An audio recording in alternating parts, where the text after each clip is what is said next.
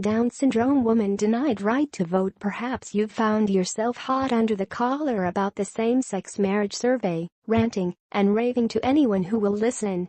Maybe you're a yes voter. Maybe you're in the no camp. Whatever the case, at least you actually get to vote. That's not the case for nearly 29,000 adult Australians with disabilities. One of them is Shay McDonough, 31, from Victoria, news.com.au reported. After applying to be put back onto the electoral roll last month, Shay, who has Down syndrome, received a letter from an employee at the Australian Electoral Commission stating, "Unfortunately, I am unable to approve your enrolment because the EC has been unable to confirm that you understand the nature and significance of enrolment and voting." Speaking to me over FaceTime last night, Shay describes opening the letter. "It hurt my feelings. I felt shitty. It feels that they are taking something away from me." She continues, "People like us with disabilities have a right to speak our own thoughts." On the issue of same-sex marriage, Shay doesn't mince her words. "I've got a cousin that's gay, and she's got a partner. Gay people have the right to get married and be in love with their partner," she explains. "I believe that gay couples should be allowed to get married." In case you still have a whisper of a doubt that Shay is capable of making up her own mind, stop right there. Shay finished a couple of years of university study. She regularly co-facilitates sex education classes for people with disabilities and often gives speeches and radio interviews about disability rights. She's crazy about dance and performance. She writes and performs in a couple of hip-hop dance crews every week and acts on stage too. In 2013, Shay featured in the 2013 indie movie Monster Pies. For Shay's mother, Fran, the EC's decision is a slap in the face. "She's always been brought up independently," Fran says. "She's always expected she'll do what everyone else does." Sadly, Shay's situation isn't unique. According to a lengthy report released by the Australian Law Reform Commission, ALRC, in August 2014, 28,603 people were removed from the electoral roll on the basis of the unsound mind provision from 2008 to 2012. The so-called unsound mind provision of the Commonwealth Electoral Act 1918 is an archaic section of our legislation, which the aforementioned report bluntly describes as discrimination on the basis of disability. The document goes on to say, the ALRC recommends that these provisions be repealed. Meanwhile, folk like Shay are in limbo. Like most of us, she went onto the electoral roll when she was 18. However, about 6 years ago, Shay came to the conclusion that she didn't understand the preferential voting system well enough, and after discussing the issue with her parents decided to go off the roll, a decision she has lived to regret. Reflecting back, Fran recalls, "At the time we thought it was the right decision for her. Looking back now, it was obviously not a good move."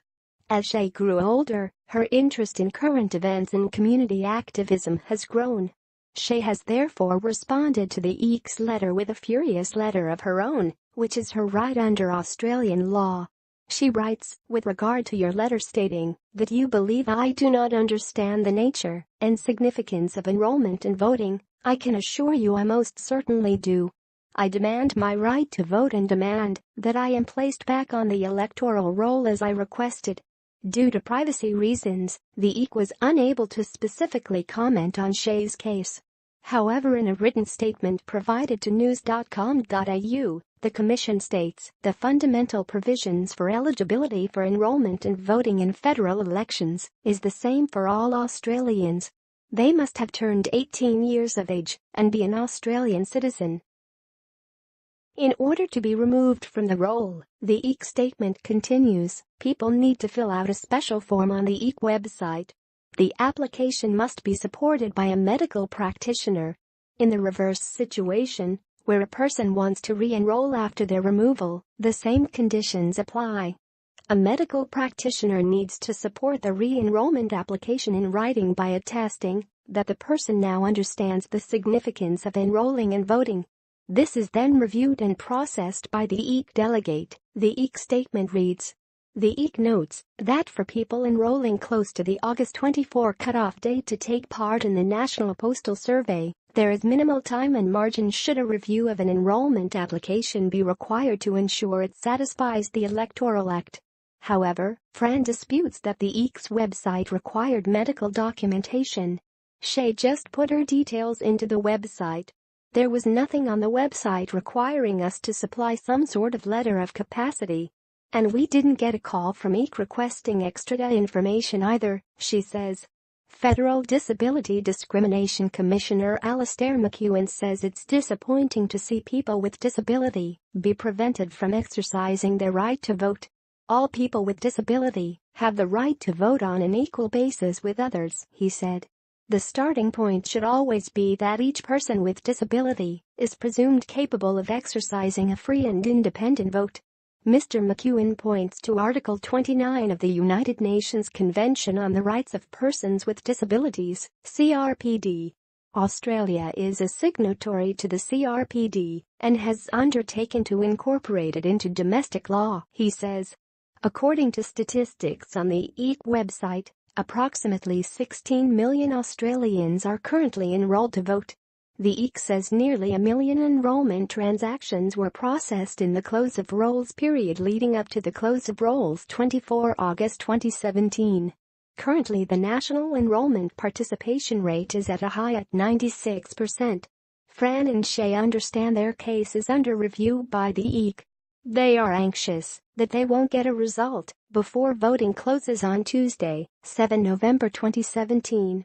Mr. McEwen urges anyone with a disability who feels they have been discriminated against to make a complaint to the Australian Human Rights Commission.